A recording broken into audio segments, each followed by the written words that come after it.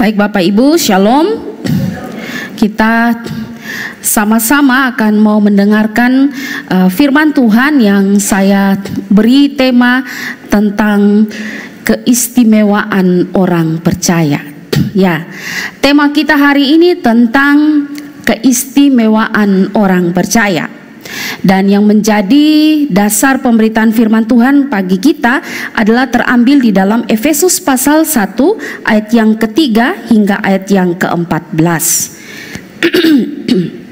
Efesus 1 ayat yang ketiga sampai 14, demikian firman Tuhan. Terpujilah Allah dan Bapa Tuhan kita Yesus Kristus, yang dalam Kristus telah mengaruniakan kepada kita segala berkat rohani di dalam sorga. Sebab di dalam Dia Allah telah memilih kita sebelum dunia dijadikan, supaya kita kudus dan tak bercacat di hadapan-Nya. Dalam kasih Ia telah menentukan kita dari semula oleh Yesus Kristus untuk menjadi anak-anak-Nya sesuai dengan kerelaan kehendak-Nya, supaya terpujilah kasih karunia-Nya. Saya ulangi ayat 6, supaya terpujilah kasih karunia-Nya yang mulia, yang dikaruniakannya kepada kita di dalam Dia yang dikasihi-Nya. Sebab di dalam Dia dan oleh darah-Nya kita beroleh penebusan, yaitu pengampunan dosa menurut kekayaan kasih karunia-Nya yang dilimpahkannya kepada kita dalam segala hikmat dan pengertian. Sebab Ia telah menyatakan rahasia kehendak-Nya kepada kita sesuai dengan rencana kerelaannya, yaitu rencana kerelaan yang dari semula telah ditetapkannya di dalam Kristus, sebagai persiapan kegenapan waktu untuk mempersatukan di dalam Kristus sebagai kepala segala sesuatu, baik yang di sorga maupun yang di bumi. Aku katakan di dalam Kristus, karena di dalam Dialah kami mendapat bagian yang dijanjikan. Kami yang dari semula ditentukan untuk menerima bagian itu sesuai dengan maksud Allah yang di dalam segala sesuatu bekerja menurut keputusan kehendak-Nya. Supaya kami yang sebelumnya telah menaruh harap kepada Kristus boleh menjadi puji-pujian bagi kemuliaan-Nya. Di dalam Dia kamu juga, karena kamu telah mendengar firman kebenaran, yaitu Injil keselamatanmu, di dalam Dia kamu juga ketika kamu percaya dimateraikan dengan Roh Kudus yang dijanjikannya itu. Dan Roh Kudus itu adalah jaminan bagi kita semua, sampai kita memperoleh seluruhnya, yaitu penebusan yang menjadi milik Allah, yaitu penebusan yang menjadikan kita milik Allah untuk memuji kemuliaan-Nya. Demikian jauh pembacaan firman Tuhan. Nah Bapak Ibu yang kekasih dalam Tuhan, tema kita tentang keistimewaan orang percaya.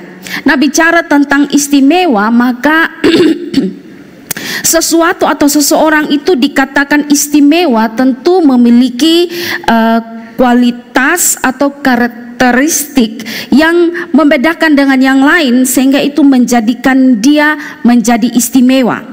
Atau bahkan ketika seseorang atau sesuatu disebut istimewa, bisa jadi karena dia punya keunikan tertentu. Nah, kualifikasi tentang sesuatu atau seseorang istimewa ini bisa bersifat subjektif, tergantung pada perspektif atau standar yang digunakan untuk menentukan sesuatu atau seseorang itu menjadi istimewa. Dalam mempersiapkan bagian ini, saya teringat dalam pelayanan perbankan. Di dalam pelayanan perbankan itu ada istilah nasabah prioritas, bukan? Nasabah prioritas itu artinya nasabah yang di mana nasabah itu diistimewakan dan mendapatkan pelayanan khusus atau berbeda dari nasabah yang lainnya atau nasabah reguler yang lainnya, ya.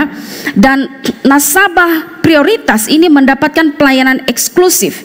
Misalnya kalau dia mau mengurus sesuatu, misalnya mau datang ke bank, dia tidak repot-repot antri dengan kita, tapi dia mendapatkan mungkin ruang tunggu khusus atau pelayanan yang paling istimewa, atau dia didahulukan, misalnya seperti itu. Atau kalau menjadi nasabah prioritas, maka ketika kita punya hari-hari penting seperti hari ulang tahun atau hari ulang tahun pernikahan, atau mungkin hari raya tertentu dalam saat kita merayakan, maka biasanya itu ada bingkisan atau perhatian khusus yang diberikan kepada kita. Kalau saya salah minta maaf ya Bapak Minggus. Ini orang bank ya. Jadi nasabah prioritas artinya nasabah yang mendapatkan pelayanan yang diistimewakan. Tapi syaratnya itu adalah bahwa mungkin dia punya rekening saldo di dalam tabungannya itu 500 juta ke atas, dan mungkin ada persyaratan lainnya bergantung dari kebijakan atau syarat dari bank-bank yang ada. Jadi minimal dia punya saldo yang banyak, maka dia bisa disebut nasabah prioritas. Atau kalau misalnya kita menjadi member sebuah supermarket atau swalayan, maka kita juga mendapatkan pelayanan yang berbeda atau keuntungan-keuntungan yang berbeda ketika kita berbelanja di sebuah supermarket atau swalayan. Misalnya dapat korting, misalnya kita mendapatkan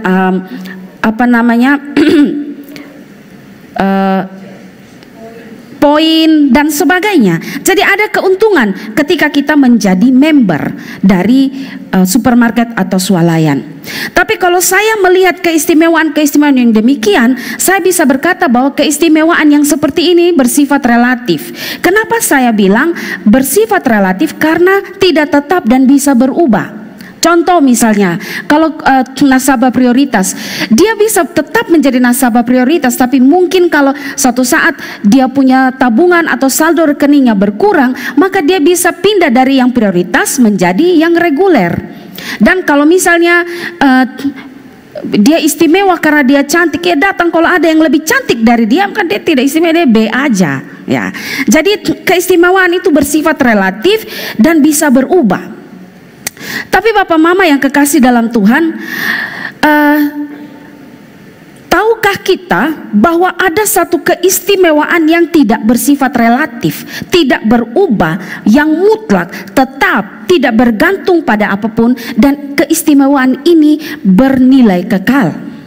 Dan keistimewaan yang demikian adalah keistimewaan yang hanya dimiliki oleh orang percaya. Keistimewaan yang hanya dimiliki oleh orang percaya, keistimewaan ini tidak relatif, tidak berubah, dan dia bersifat mutlak, tapi dia juga bernilai kekal. Nah, kalau begitu keistimewaan yang bagaimana? Kita melihat di dalam ayat yang ketiga, nats pembimbing tadi dikatakan begini: terpujilah Allah dan Bapa Tuhan kita Yesus Kristus, yang dalam Kristus telah mengaruniakan kepada kita segala berkat rohani di dalam sorga. Kalau kita melihat ayat ini, Paulus membuka ayat ini dengan memberikan pujian kepada Allah. Di sini dikatakan Paulus menyebut Allah disebut sebagai Bapa dari Tuhan kita Yesus Kristus, yang dimana Paulus hendak menunjukkan ada relasi ilahi dalam Tritunggal, dan ini juga menjadi dasar dari anugerah yang kita terima sebagai orang percaya. Ya, jadi dalam karya keselamatan yang diberikan ada relasi Tritunggal bekerja di dalamnya. Dan menarik, Paulus selain memuji Allah, tapi Paulus juga berkata bahwa terpujilah Allah dan Bapa Tuhan kita Yesus Kristus. Dikatakan terpujilah Allah dan Bapa Tuhan kita Yesus Kristus, yang dalam Kristus.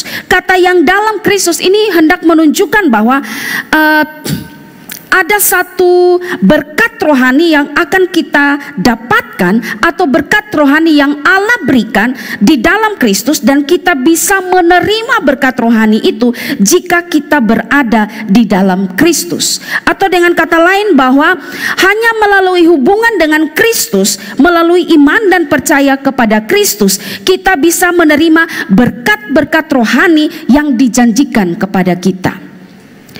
Ya, berkat-berkat rohani yang dijanjikan kepada kita, yang Allah berikan lewat Yesus Kristus, kita bisa mendapatkan itu kalau kita punya hubungan dengan Kristus atau bersatu dengan Kristus. Jadi keistimewaan orang percaya dalam ayat yang kita baca ini adalah bahwa kita mendapatkan segala berkat rohani di dalam sorga. Dan berkat rohani di dalam sorga kita akan dapati dalam relasi kita dengan Kristus, atau Kita akan mendapatkan berkat di dalam sorga kalau kita bersatu dengan Kristus. Nah, menarik di sini bahwa dikatakan berkat rohani di dalam sorga. Berkat-berkat rohani di dalam sorga ini mau menunjukkan bahwa berkat ini adalah berkat rohani dan ini berasal dari sorga, dunia rohani, dan bukan dari bumi ini. Ya, berkat ini bersumber dari tempat Allah bertata, realitas sorgawi yang kekal. Artinya bahwa berkat ini yang Allah berikan kepada orang percaya tidak selalu tampak secara fisik, tapi berkat ini tinggi nilainya dan bersifat kekal. Jadi yang membuat kita istimewa sebagai orang percaya karena kita mendapatkan berkat rohani di dalam sorga. Dan berkat di sini bukan berbicara soal berkat materi, tapi berkat yang bersifat rohani yang ada di mana Allah bertata diberikan kepada kita. Dan ini menunjukkan satu berkat yang lebih tinggi. Dan inilah letak keistimewaan kita sebagai orang-orang percaya. Nah, kalau begitu pertanyaannya, berkat rohani apa yang akhirnya membuat kita sebagai orang percaya ini menjadi istimewa? Yang pertama yang kita bahas, yang pertama, bahwa orang percaya istimewa karena dipilih oleh Allah. Ini adalah satu berkat rohani yang luar biasa dan menjadikan kita istimewa karena kita dipilih oleh Allah. Orang percaya menjadi istimewa karena dipilih oleh Allah, dan yang menariknya bahwa pemilihan ini jauh sebelum ada segala sesuatu, jauh sebelum ada dunia ini dijadikan. Di dalam ayat 4 sampai ayat 6 dikatakan, sebab di dalam Dia Allah telah memilih kita sebelum dunia dijadikan, supaya kita kudus dan tak bercacat di hadapannya. Dalam kasih Ia telah menentukan kita dari semula oleh Yesus Kristus untuk menjadi anak-anaknya sesuai dengan kerelaan kehendaknya, supaya terpujilah kasih karunia-Nya yang mulia yang dikaruniakannya kepada kita di dalam Dia yang dikasihinya. Ayat ini berkata bahwa Allah telah memilih kita sebelum dunia dijadikan. Ia telah menentukan kita dari semula. Kalau kita perhatikan kata memilih atau dipilih ini mau menunjukkan bahwa sebuah tindakan aktif Allah di dalam menentukan atau memilih siapa yang akan menjadi umatnya atau siapa yang akan dipilihnya.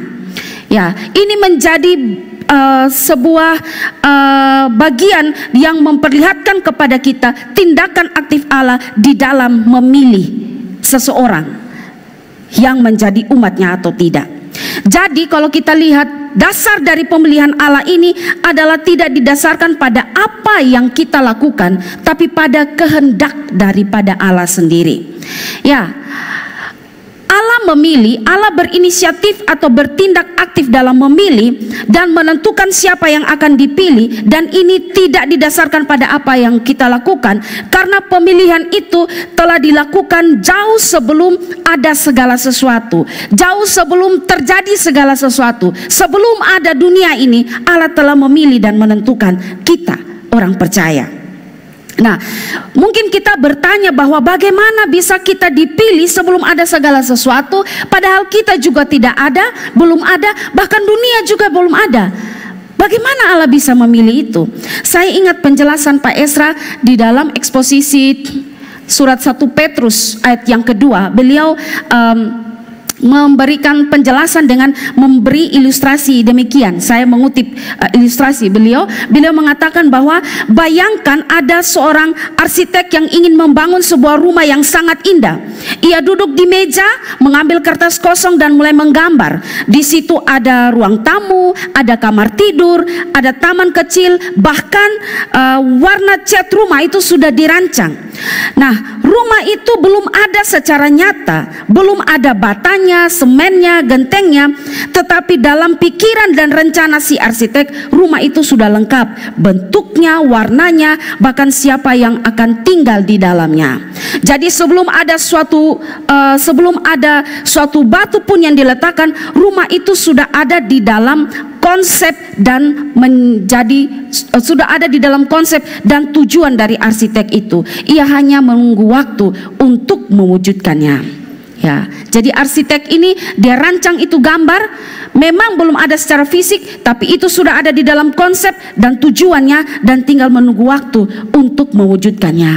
Nah, lebih lanjut Pak Ezra bilang bahwa begitu juga dengan kita. Kita memang belum ada secara fisik atau biologis ketika dunia ini dijadikan.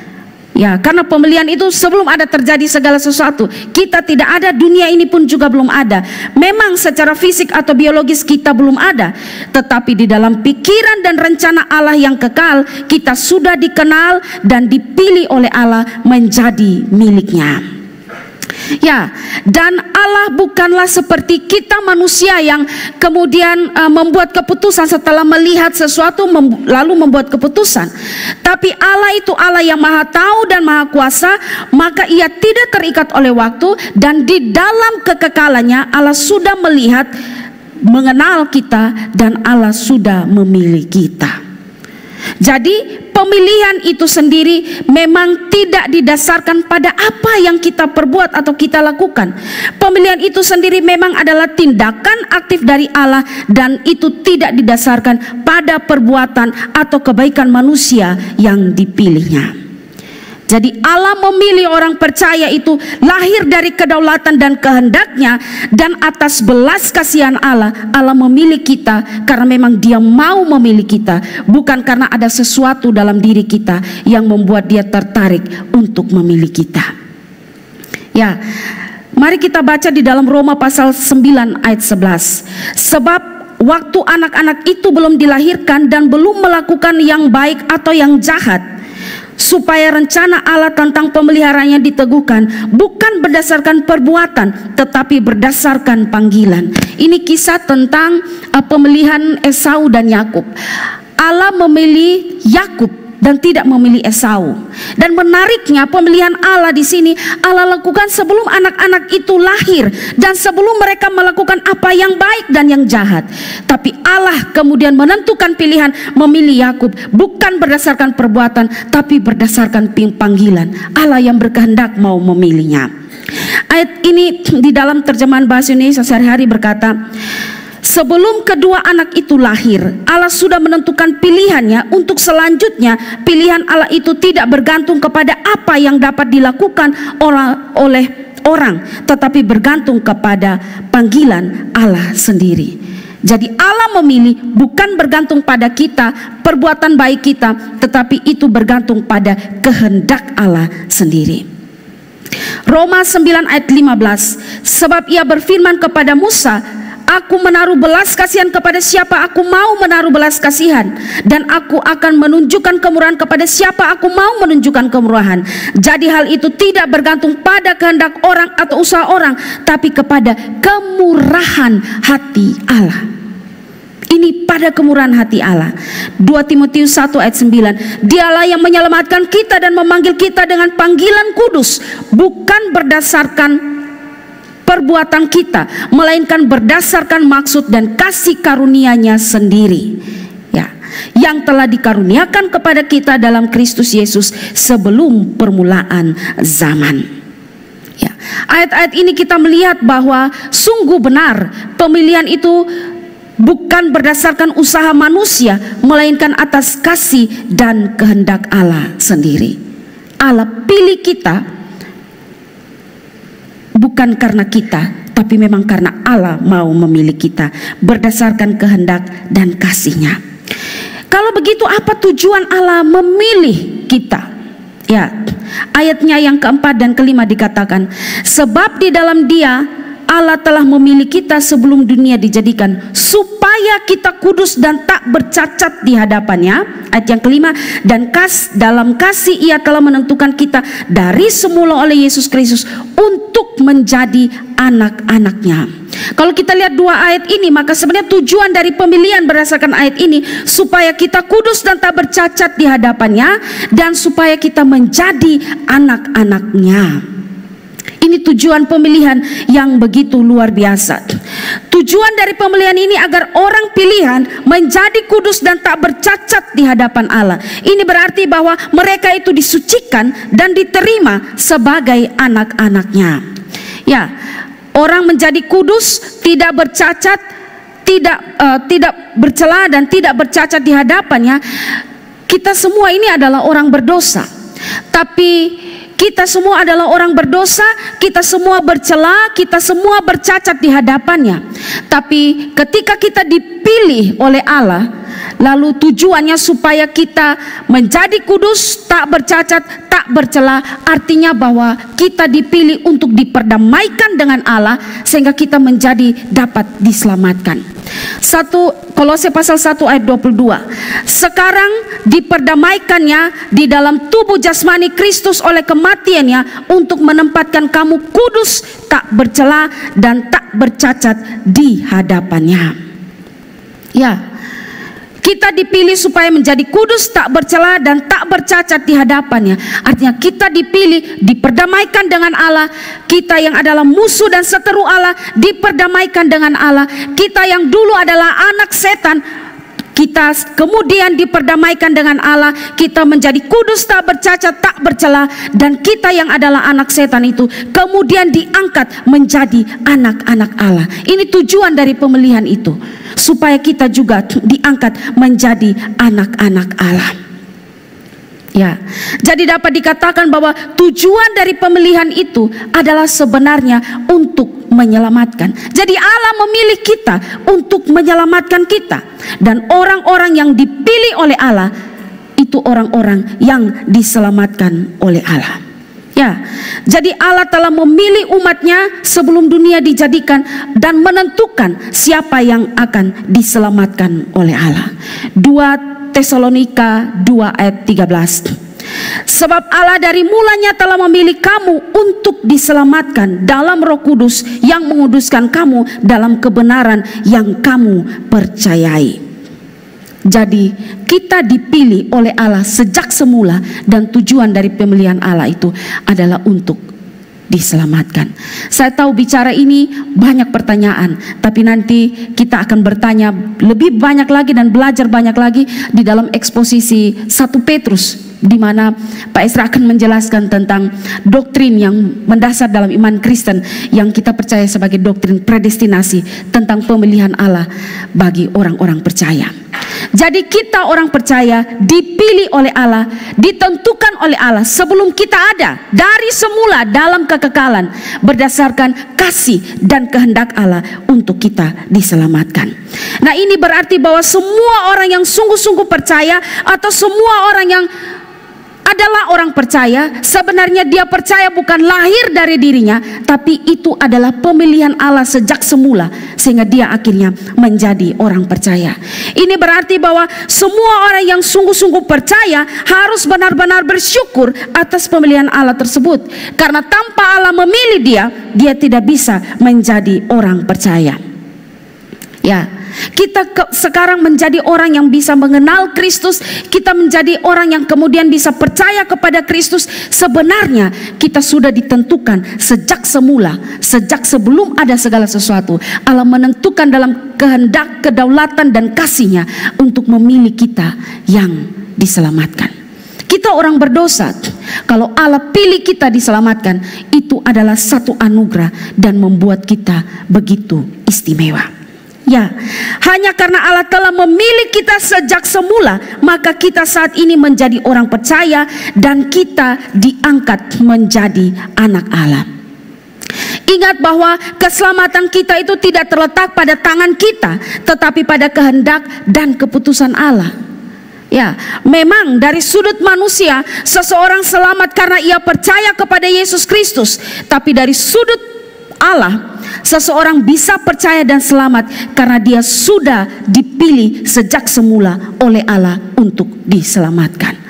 Ya, jadi ini adalah satu keistimewaan, adalah satu ucapan syukur yang harus kita naikkan kepada Allah. Ketika kita percaya, maka itu berarti kita telah dipilih sejak semula oleh Allah untuk diselamatkan. Ini ini membuat kita begitu istimewa. Ini yang menjadikan orang percaya istimewa, karena kita bukan hanya sekedar orang biasa, tapi kita dipilih sebelum dunia ini diciptakan.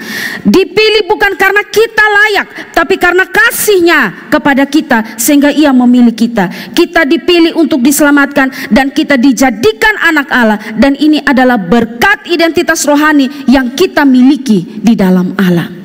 Dan ini harusnya membuat kita bersuka cita dan menjadikan diri kita, atau harus merasa bersuka cita dan melihat diri kita, saya istimewa karena saya dipilih oleh Allah sejak semula. Saudara, pengangkatan kita sebagai anak Allah merupakan sebuah hal yang luar biasa. Kita menjadi anak-anak Allah, anak-anak Bapa kita di sorga. Memang banyak suka dan duka yang mungkin kita akan alami dalam hidup ini, tetapi kita harus bersyukur karena pemilihan Tuhan itu membuat kita berpengharapan. Pemilihan Tuhan itu membuat kita menjadi istimewa dan tahu bahwa walaupun ada banyak hal di dalam dunia ini yang mengecewakan, tapi saya istimewa karena Tuhan memilih saya untuk diselamatkan. Ya. Karena itu saudara, sadarilah bahwa kita menjadi istimewa karena kita dipilih oleh Allah. Maka hiduplah dengan penuh ucapan syukur atas pemilihan itu. William Barclay mengatakan begini, Allah memilih kita untuk memberkati kita dengan berkat yang hanya ada di sorga saja. Allah memilih kita untuk memberikan hal-hal yang dapat kita peroleh daripadanya saja. Allah memilih kita dengan berkat yang hanya dari sorga, dan Allah memilih kita untuk memberikan hal-hal yang hanya kita peroleh daripadanya saja. Dan pemilihan Allah itu membuat kita bersuka cita dan istimewa. Kalau begitu, apa penerapan praktis yang bisa kita aplikasikan tentang keistimewaan kita sebagai orang percaya karena dipilih oleh Allah? Yang bisa kita lihat adalah bahwa jangan merasa rendah diri dan tidak berarti dalam dunia ini. Ya, kita menjadi orang percaya, kita orang-orang yang percaya kepada Kristus adalah orang-orang yang dipilih sejak semula. Harusnya itu membuat kita bersuka cita dan merasa berharga, bukannya merasa rendah diri dan tidak berarti karena berbagai hal yang kita alami dalam dunia ini. Ingat bahwa dalam Kristus identitas kita jelas. Kita adalah anak-anak Allah.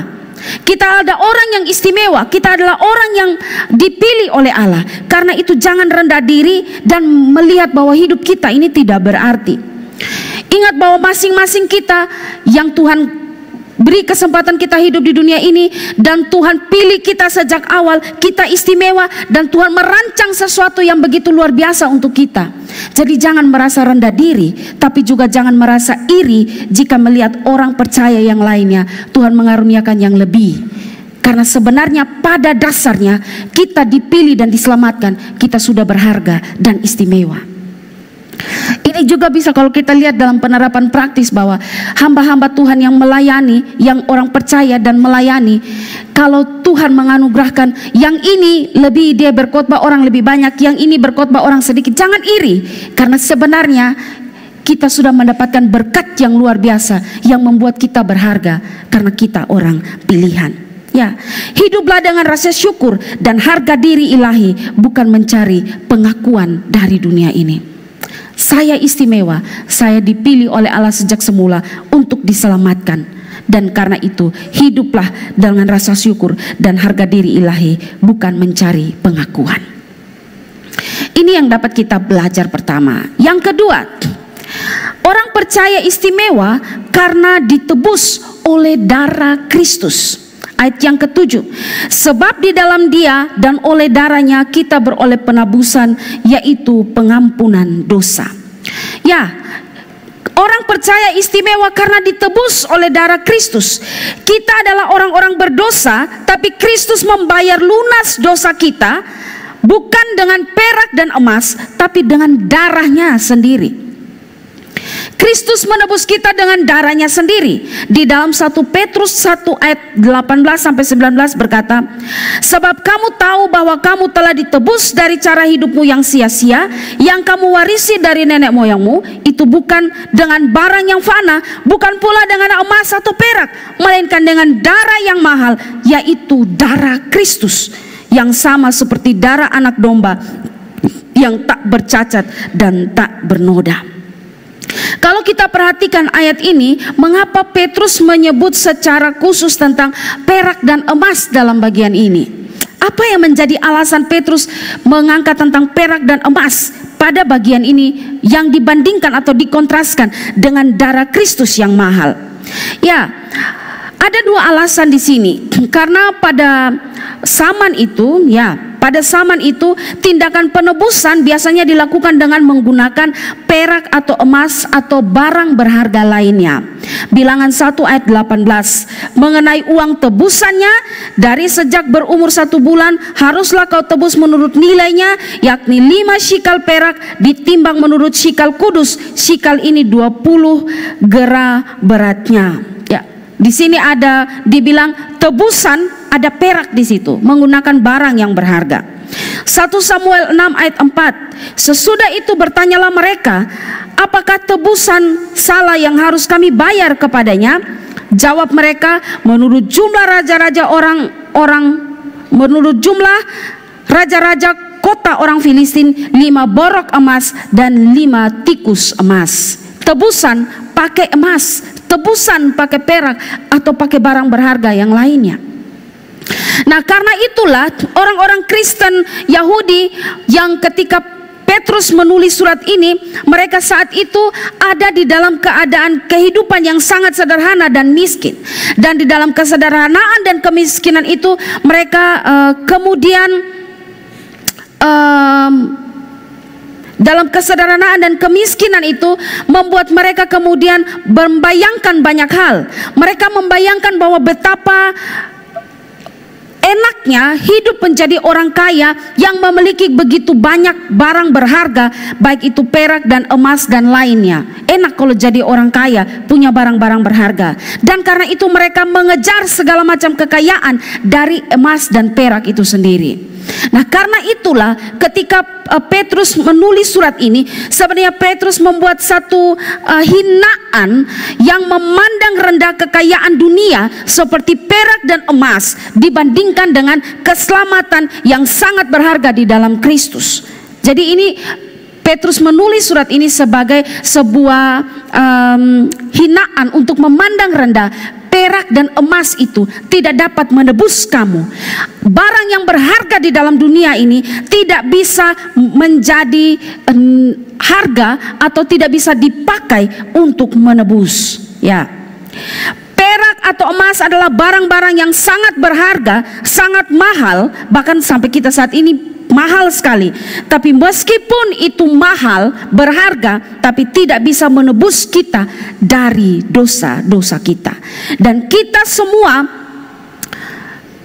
yang berdosa, kita ditebus, itu berarti penebusan kita itu sangat mahal harganya.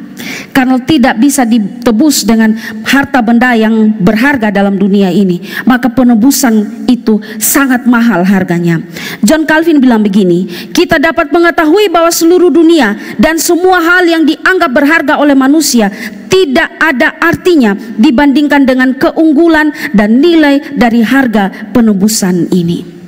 Dan kita ditebus, penebusan kita sangat mahal karena kita ditebus dengan darah Kristus yang begitu agung, mulia, dan berharga. Ini yang membuat kita begitu istimewa, karena saya dan saudara yang sudah percaya kepada Kristus, kita ditebus bukan dari emas dan perak apa yang bernilai dalam dunia ini, tapi kita ditebus dengan darah Kristus yang mahal dan menjadikan penebusan kita itu sangat mahal harganya. Darah Kristus yang mahal itu menebus dan mengampuni kita. Efesus 1 ayat 7. Sebab di dalam Dia dan oleh darahnya kita beroleh penebusan, yaitu pengampunan dosa. Darah Kristus yang mahal itu menebus dan mengampuni dosa kita. Darah Kristus yang mahal itu menyucikan kita. Ibrani 9 ayat 14 dan 29. Betapa lebihnya darah Kristus menyucikan hati nurani kita dan perbuatan-perbuatan yang sia-sia. Darah perjanjian yang menguduskannya. Ibrani 13 ayat 12. Itu jugalah sebabnya Yesus telah menderita di luar pintu gerbang untuk menguduskan umatnya dengan darahnya sendiri. Kita dikuduskan dengan darah Kristus. Darah Kristus yang berharga itu membenarkan dan membebaskan kita dari hukuman Allah. Roma 5 ayat 9. Lebih-lebih karena kita sekarang telah dibenarkan oleh darah Kristus. Kita orang berdosa, kita mendapatkan pembenaran dari darah Kristus. Darah Kristus yang mahal itu membuat kita diperdamaikan dengan Allah. Kita orang berdosa, kita adalah seteru atau musuh Allah, tapi darah Kristus memperdamaikan kita dengan Allah. Efesus 1 ayat 20. Dan oleh Dialah ia memperdamaikan segala sesuatu dengan dirinya, sebab ia mengadakan pendamaian oleh darah salib Kristus. Darah Kristus yang mahal itu membuat kita berani menghadap Allah. Roma 10 ayat 19. Jadi saudara-saudara, oleh darah Yesus kita sekarang penuh keberanian dapat masuk ke dalam tempat kudus. Darah Kristus yang berharga itu, mahal itu, membuat kita dekat dengan Allah. Efesus 2 ayat 13. Tetapi sekarang di dalam Kristus Yesus, kamu yang dahulu jauh sudah menjadi dekat oleh darah Kristus. Dan darah Kristus yang berharga itu melepaskan kita dari dosa. Wahyu 1 ayat yang kelima. Bagi Dia yang mengasihi kita dan yang telah melepaskan kita dari dosa kita oleh darahnya. Jadi saudara, satu keistimewaan yang Tuhan berikan, anugerahkan kepada kita orang yang percaya adalah kita ditebus oleh darah Kristus yang berharga, yang mulia, yang agung. Kita orang berdosa, kita mendapatkan pengampunan. Kita seteru Allah, kita diperdamaikan dengan Allah. Kita jauh dari Allah, kita didekatkan dengan Allah. Ya. Dan banyak hal berkat rohani yang kita dapatkan dalam penebusan darah Kristus. Dan ini sungguh membuat kita melihat bahwa betapa istimewanya, betapa luar biasanya kita orang yang percaya kepada Kristus. Betapa istimewanya orang yang percaya kepada Kristus karena ditebus oleh darah Kristus yang berharga, yang mahal, yang mulia, yang agung itu. Betapa istimewanya kita orang percaya yang ditebus oleh darah Kristus yang membuat kita mendapatkan berkat pengampunan dosa. Kita diperdamaikan dengan Allah. Kita tidak hidup lagi dalam penghukuman dosa, tapi mendapatkan anugerah Allah yang begitu mulia. Ini sungguh-sungguh keistimewaan dari orang percaya. Ini sungguh-sungguh keistimewaan dari seorang yang percaya kepada Yesus Kristus. Saudara, kalau begitu, kalau kita telah ditebus dengan darah Kristus yang mahal, kita mendapatkan pengampunan dosa, maka janganlah kita hidup di dalam rasa bersalah masa lalu yang masih menghantui kita. Kalau kita telah ditebus oleh darah Kristus, kita mendapatkan pengampunan dosa, kita benar-benar diperdamaikan dengan Allah, maka janganlah kita hidup dengan rasa bersalah pada masa lalu. Karena masa lalu kita yang sebelum kita mengenal Kristus, dosa-dosa yang kita lakukan sebelum kita percaya kepada Kristus, ketika kita percaya, semua sudah diampuni dan kita sudah diperdamaikan dengan Allah. Karena itu jangan lagi hidup dengan rasa bersalah pada masa lalu yang kelam sebelum kita menjadi orang percaya. Ada banyak orang-orang percaya, anak-anak Tuhan yang mereka sudah percaya tapi masih menganggap karena masa lalu mereka kelam, sepertinya Tuhan sulit mengampuni mereka, seperti Tuhan sulit untuk memaafkan mereka pada dosa-dosa masa lalu yang mereka lakukan. Ingatlah bahwa penebusan Kristus itu sempurna. Dia menebus kita dari dosa-dosa kita yang buruk bagaimanapun, kelam bagaimanapun. Tuhan menebus kita. Karena itu hiduplah sebagai orang-orang yang merdeka di dalam Tuhan. Hiduplah sebagai orang-orang merdeka yang telah mendapatkan anugerah pengampunan dosa dan penebusan dari darah Kristus yang begitu agung. Tapi kenyataan berikut bahwa jika kita adalah orang percaya yang mendapatkan keistimewaan karena kita ditebus oleh darah Kristus yang mahal, mendapatkan pengampunan dosa, maka jangan simpan beban masa lalu yang ada pada kita. Hiduplah sebagai orang-orang yang merdeka, tapi juga bahwa hiduplah dalam pengampunan akan kepada seorang kepada yang lain. Selain hidup sebagai orang merdeka, hidup sebagai orang yang telah dibenarkan, tapi yang kedua, kalau kita sudah mendapatkan pengampunan dosa, diperdamaikan dengan Allah, maka kita juga harus bersedia senantiasa hidup di dalam pengampunan. Kita sudah diampuni oleh Kristus, kita sudah ditebus oleh Kristus dengan darah yang mahal, diampuni dosanya. Maka sekarang kita yang adalah orang percaya, kita yang istimewa, kita yang ditebus, kita harus hidup juga di dalam sebuah pengampunan, bersedia mengampuni kesalahan orang lain. Karena terlebih dahulu Tuhan sudah mengampuni kita. Waktu dalam bagian ini saya ingat di dalam perumpamaan di dalam Matius pasal 18 ayat 21 sampai 35. Itu di situ kisah tentang perumpamaan tentang pengampunan. Ada seorang hamba yang berhutang 10.000 talenta kepada raja, dan raja panggil dia, lalu dia mengaku di hadapan raja, memohon raja kasih waktu karena dia belum bisa membayar hutang 10.000 talenta itu. Dan raja lalu berbelas kasihan dan menghapus hutang-hutangnya. Lalu dia keluar dengan penuh sukacita. Tapi begitu di jalan dia ketemu dengan temannya. Temannya ini hanya utang sedikit, 100 dinar kepada dia. Tapi apa yang dia lakukan? Dia malah panggil temannya, menuntut temannya untuk membayar hutang. Temannya bilang, saya beri waktu karena saya belum bisa membayar hutang. Tapi dia cekik temannya, lalu masukkan temannya ini pada penjara. Dan dalam kisah itu dikatakan bahwa banyak orang yang lihat kejadian itu lalu melaporkan kepada raja. Dan raja kemudian memanggil orang itu. Raja menjadi sangat marah karena utangnya yang besar telah raja bersedia hapuskan. Tetapi temannya ini yang punya utang yang kecil hanya 100 dinar. Tapi dia menuntut untuk pengembalian hutang tersebut. Akhirnya raja menjadi marah kepada hamba itu dan memberikan hamba itu kepada algojo untuk urus dia sampai hutang itu selesai. Bukankah kita juga orang-orang Kristen banyak yang demikian? Kita mendapatkan pengampunan dari Allah. Dosa kita besar, tapi kita diampuni. Tapi ketika orang lain bersalah kepada kita, kita sulit untuk mengampuni.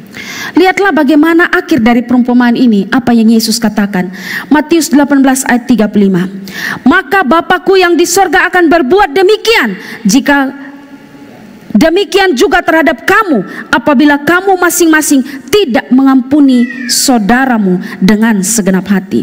Itu raja tangkap ini hamba, lalu kasih di algojo sampai utangnya selesai. Dia jadi diampuni lagi. Dan Yesus mau bilang, demikian Bapakku di sorga akan berbuat demikian terhadap kamu apabila masing-masing tidak mengampuni saudaramu dengan segenap hati. Kita yang sudah diampuni oleh Kristus, dosa kita besar, maka ada saudara kita yang bersalah. Kita yang sudah merasakan pengampunan Tuhan, relalah hati untuk juga bisa mengampuni orang lain yang bersalah kepada kita. Pengampunan dari Yesus adalah tanpa syarat. Maka kita harus bisa memaafkan kesalahan orang lain, terlepas dari apakah sang pelaku meminta maaf atau tidak. Tidak menjadi tanggung jawab kita. Tapi yang pasti bahwa kita harus bisa untuk memaafkan orang tersebut. Dengan kata lain, kemampuan kita untuk memaafkan tidak bergantung pada tindakan orang lain, tapi pada diri kita. Karena dasarnya kita mendapatkan penebusan darah Kristus, di mana penebusan darah Kristus sudah mengampuni dosa kita. Kita istimewa karena kita orang percaya. Efesus 4 ayat 32. Tetapi hendaklah kamu ramah seorang terhadap yang lain, penuh kasih mesra dan saling mengampuni, sebagaimana Allah di dalam Kristus telah mengampuni kamu. Ya, hiduplah sebagai orang-orang yang sudah dimerdekakan dari dosa. Hiduplah dengan sebuah ucapan syukur bahwa saya dan saudara yang sudah percaya adalah istimewa karena kita ditebus dengan darah Kristus yang mahal. Maka hiduplah juga dengan mengaplikasikan diri untuk juga rela mengampuni orang yang bersalah kepada kita, dan hiduplah dengan kasih karunia di dalam sukacita. Jadi keistimewaan kita yang kedua sebagai orang percaya karena kita ditebus oleh darah Kristus yang mahal. Yang ketiga, terakhir, apa yang membuat kita orang percaya? Berkat apa yang Allah berikan kepada kita dan membuat kita sebagai orang percaya itu istimewa? Yang ketiga, orang percaya istimewa karena dimateraikan oleh Roh Kudus. Ayat 13 dan 14. Di dalam Dia kamu juga, karena kamu telah mendengar firman kebenaran, yaitu Injil keselamatanmu. Di dalam Dia kamu juga, ketika kamu percaya, dimateraikan dengan Roh Kudus yang dijanjikannya itu. Dan Roh Kudus itu adalah jaminan bagi kita sampai kita memperoleh seluruhnya, yaitu penebusan yang menjadikan kita milik Allah untuk memuji kemuliaannya. Dalam teks ini mengatakan bahwa ketika kita percaya, maka kita dimateraikan dengan Roh Kudus. Jadi kita yang sudah percaya, kita dimateraikan dengan Roh Kudus. Roh Kudus dianugerahkan kepada kita saat kita percaya. Nah, pertanyaannya, apa maksudnya dimateraikan dengan Roh Kudus ini? Apa maksudnya? Nah, sebelum kita melihat apa maksudnya dengan dimateraikan oleh Roh Kudus, maka pertama-tama yang harus kita lihat bahwa apa itu fungsi dari materai pada zaman itu? Apa fungsi dari materai pada zaman itu? Nah, ada 3 fungsi dari materai pada zaman itu. Pertama, materai itu menjamin sifat keaslian satu barang. Jika benda yang ada materainya, berarti benda itu asli atau original dan bukan kopian atau bukan KW. Dan ini biasanya berlaku bagi surat-surat penting atau keputusan-keputusan tertulis yang ada materainya. Berarti ini sah dan ini original, begitu. Jadi materai sebagai jaminan sifat asli dari suatu benda. 1 Raja-Raja 21 ayat 8. Kemudian ia menulis surat atas nama Ahab, memateraikannya dengan materai raja, lalu mengirim surat itu kepada tua-tua dan pemuka-pemuka yang dalam sekota dengan Nabot. Jadi ini surat kalau ada materai dari raja, maka ini benar-benar asli dari raja. Materai, fungsi materai yang kedua itu sebagai tanda kepemilikan, tanda pemilik. Jadi ada suatu benda yang jika ada suatu benda yang ada materainya, maka benda itu menandakan bahwa ia menunjukkan tanda pemiliknya, siapa yang menjadi pemiliknya itu kalau ada materai. Ini dulu saya punya opa Semau, punya sapi banyak, lalu kami kecil dulu biasa main di libur, kami berlibur ke Semau, OTV kecil, dan di sana saya punya opa, saya punya bai, ya kami biasa panggil bai dari Semau. Dia sapi itu ada cap NM, ya MN, ada cap di sapi pantat tuh, pakai ini besi lalu dipanaskan langsung cap begitu. NM, MN artinya Marten nge. Jadi kalau lihat itu sapi itu dia di hutan manapun orang lihat itu cap MN adalah Marten nge. Jadi itu menjadi tanda kepemilikan. Materai itu sebagai tanda kepemilikan. Fungsi materai berikut selain sebagai tanda kepemilikan, tapi juga menjadi jaminan keamanan. Nah, ini dalam kaitan dengan tanda kepemilikan, materai juga menjamin keamanan dari suatu barang. Sebuah barang yang dikirim dipastikan akan sampai dengan keadaan yang baik dan utuh pada pemiliknya jika ada materainya. Browning berkata, materai sebagai alat penjamin keaslian dokumen dan sebagai penjamin kepemilikan. Ini tanda jaminan keamanan bahwa barang itu akan sampai dengan selamat kepada pemiliknya. Nah, ini 3 fungsi dari materai pada zaman dulu. Nah, kalau demikian fungsi materai, maka kita kembali pada ayat yang ke-13 dan ke-14. Ketika kita percaya, kita dikatakan kita dimateraikan dengan Roh Kudus. Maka artinya apa? Merujuk pada fungsi dari materai pada zaman dulu, maka ketika kita dimateraikan dengan Roh Kudus, itu artinya bahwa Roh Kudus adalah jaminan bahwa kita adalah benar-benar anak Allah. Fungsi materai yang pertama karena jaminan kepemilikan secara sah. Maka ketika kita dimateraikan dengan Roh Kudus, maka itu adalah tanda bahwa Roh Kudus adalah jaminan bahwa kita benar-benar adalah anak Allah.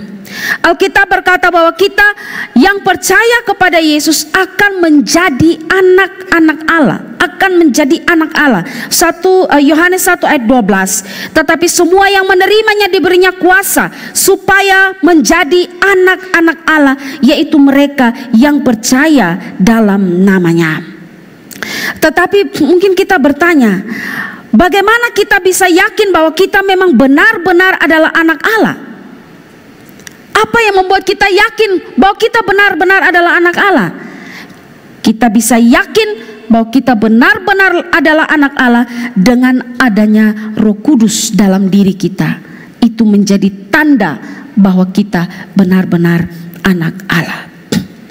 Ya, Roma pasal 8 ayat 14 dan 16. Semua orang yang dipimpin Roh Allah adalah anak Allah. Sebab kamu tidak menerima roh perbudakan yang membuat kamu menjadi takut lagi, tetapi kamu telah menerima roh yang menjadikan kamu anak Allah. Ya, Roh Kudus menjadi tanda bahwa kita adalah anak-anak Allah. Karena itu kalau kita mempunyai Roh Kudus, maka pasti kita adalah anak Allah. Tidak ada Roh Kudus, maka pasti kita adalah anak setan. Dan sebaliknya, kalau kita anak Allah, kita pasti punya Roh Kudus. Dan kalau kita bukan anak Allah, maka kita pasti tidak mempunyai Roh Kudus. Karena itu, kalau kita sudah benar-benar percaya kepada Yesus, kita menjadi anak-anak Allah, maka percayalah kita pasti memiliki Roh Kudus. Biarpun kita tidak bisa berbahasa roh, tapi kita pasti punya Roh Kudus. Biarpun kita tidak pernah berguling atau tumbang atau menyanyi-nyanyi dalam roh, tapi kalau kita orang percaya, kita mendapatkan Roh Kudus yang menjadi tanda bahwa kita anak Allah. Jadi di satu sisi adanya Roh Kudus di dalam diri membuktikan bahwa kita adalah anak Allah, dan di sisi yang lain status bahwa kita adalah anak-anak Allah memastikan adanya Roh Kudus di dalam diri kita. Jadi kita dimateraikan dengan Roh Kudus, itu menjadi satu tanda bahwa Roh Kudus menjamin kita benar-benar adalah anak Allah. Yang kedua, arti kita dimateraikan dengan Roh Kudus adalah bahwa oleh Roh Kudus kita ditandai sebagai milik Allah. Ya, seperti tadi saya bilang, materai itu sebagai tanda kepemilikan yang sah. Maka oleh Roh Kudus kita ditandai sebagai milik Allah. Ayat yang ke-13 dan 14, di dalam diri kamu juga ketika kamu percaya dimateraikan dengan Roh Kudus yang dijanjikan itu, dan Roh Kudus menjadikan kita milik Allah. Ya, ayat ini, ayat 13 khususnya dalam bahasa Indonesia sehari-hari berkata, kalian percaya kepada Yesus Kristus, karena itu Allah memberi tanda miliknya kepadamu. Jadi Roh Kudus di dalam diri kita menunjukkan bahwa kita adalah milik Allah. Kita adalah milik Allah. Kita orang percaya adalah milik Allah. Yang berikut, Roh Kudus adalah jaminan bahwa kita pasti akan diselamatkan. Ya. Kalau kita lihat ayatnya yang ke-13 dan 14 tadi dikatakan begini. Di dalam Dia kamu juga ketika kamu percaya dimateraikan dengan Roh Kudus, dan Roh Kudus itu adalah jaminan bagian kita sampai kita memperoleh seluruhnya, yaitu penebusan. Kata jaminan di dalam bagian ini, di dalam 14 ini dikaitkan dengan penebusan yang kita terima. Ya, kita menerima penebusan itu, kita menjadi percaya, kita mendapatkan Roh Kudus, dan Roh Kudus itu menjadi jaminan kita diselamatkan. 2 Korintus 1 ayat 21 dan 22. Sebab Dia yang telah meneguhkan kami bersama-sama dengan kamu di dalam Kristus adalah Allah yang telah mengurapi, memateraikan tanda miliknya atas kita, dan yang memberi Roh Kudus di dalam hati kita sebagai jaminan dari semua yang telah disediakan untuk kita. 2 Korintus 5 ayat 5, tetapi Allah lah yang justru mempersiapkan kita untuk hal itu dan yang mengaruniakan Roh kepada kita sebagai jaminan segala sesuatu yang telah disediakan bagi kita. Kalau kita lihat ayat-ayat ini, terlihat bahwa orang percaya disediakan segala berkat dari sorga. Berkat dari sorga saat ini kita terima tapi belum sempurna.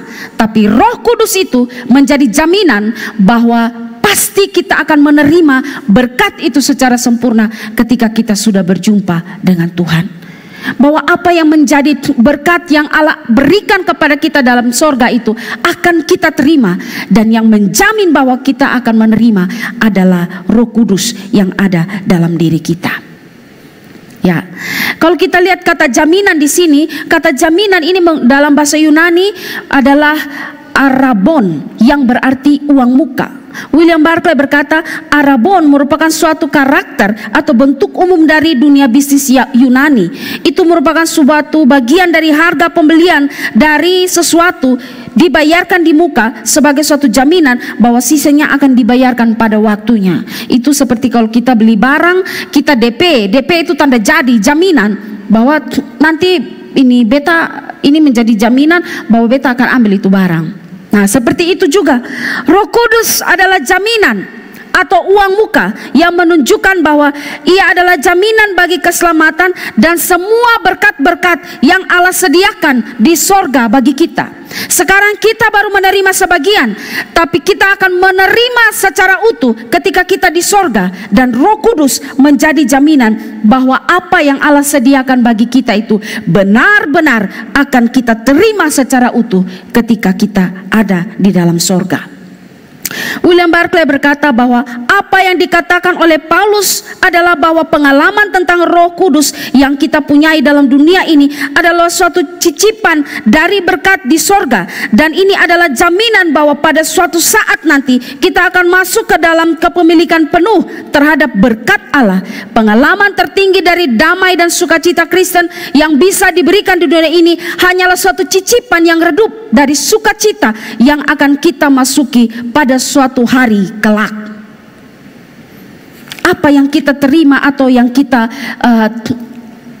rasakan dalam dunia ini sebagai orang percaya, berkat-berkat rohani yang Tuhan kasih belum sempurna, dan Roh Kudus menjadi jaminan bahwa kita akan menerimanya dengan sempurna, keselamatan kekal dan berkat-berkat rohani lainnya yang Allah sediakan untuk kita. Nah, ini adalah keistimewaan kita sebagai orang percaya.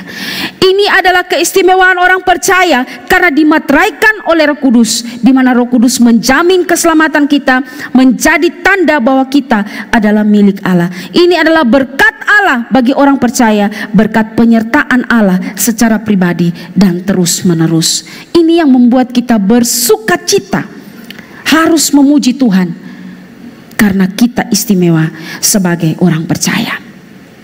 Kalau kita sudah dimateraikan oleh Roh Kudus, kita mendapatkan tanda kepemilikan Roh Kudus menjadi jaminan akan keselamatan kita, maka harus kita sadari bahwa sadarilah kita dalam menjalani hidup di dunia ini, kita tidak sendiri. Roh Kudus senantiasa menyertai, menuntun dan menguatkan kita setiap waktu. Dan fakta bahwa kita dimateraikan dengan Roh Kudus membuat kita sadar bahwa Roh Kudus menjadi tanda bahwa kita anak Allah dan menjadi jaminan keselamatan kita. Maka apapun yang terjadi dalam dunia ini, sakit, penyakit, kelaparan, pencobaan, penderitaan, tidak bisa memisahkan kita dari Allah, karena Dia menjadi jaminan untuk kita. Ya, karena itu mari belajar peka terhadap suaranya, taat pada pimpinannya, dan jangan padamkan karya Roh Kudus dalam hidup kita.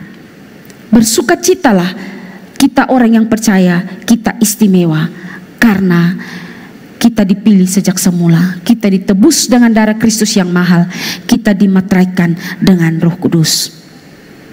Bagi kita yang sudah percaya, bersyukur memuji Tuhan karena berkat yang begitu luar biasa Allah berikan kepada kita. Bersyukur, memuji Tuhan, melayani Tuhan sebagai wujud ucapan syukur atas keistimewaan yang Tuhan anugerahkan kepada kita orang yang percaya. Tapi bagi orang yang belum percaya, saudara tidak mendapatkan berkat-berkat rohani itu.